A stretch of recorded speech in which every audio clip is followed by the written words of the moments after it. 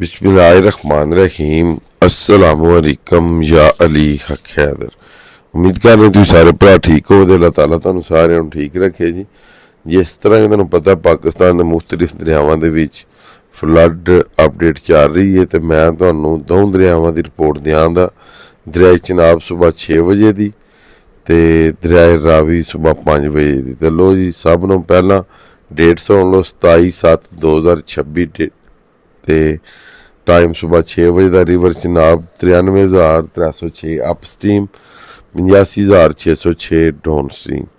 Had Khanki 1,20,169 up stream, 1,14,799 down stream. Head Qadirabad 1,23,864, 1,19,365 का जरा जनाब निकास डाउन स्ट्रीम।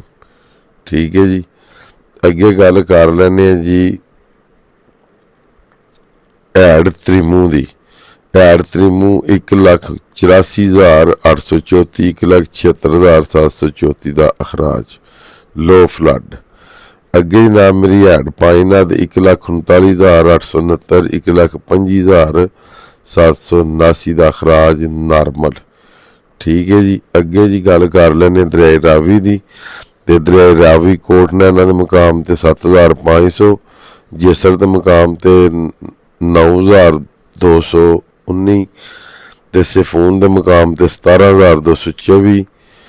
उस तो बाद जनाब शदरा के मुकाम ते 16,985, बलोकी के मुकाम ते 62,945, ते 39,945 का खराज।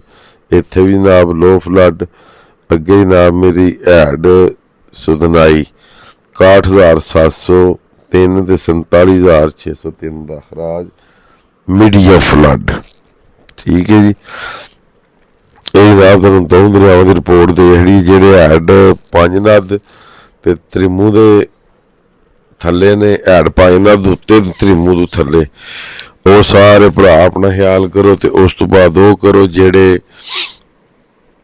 हैड पाइना तो लाके ते कोटरी तक जेहड़े इलाके आउंदे ने सिंध दे, वो भी सारे अपना ख्याल करो, क्योंकि दरियाए सिंध दे भी जेहड़े पानी ने उन्हें सारे कोटरी तक होना, अगों बहरा रवि समुद्र विच नहीं जाना। इस गल्ले सारे भरा अपना बहुत सारा ख्याल रखो, ताकि तुहानू तुहाडी फैमिलियां, बच्चे, जानवर, मशीनरी नू बचाया जा सके। ठीक है जी, तो बाकी अज दी वीडियो, अज दा व्लॉग करने खत्म। मैनू दिओ इजाजत।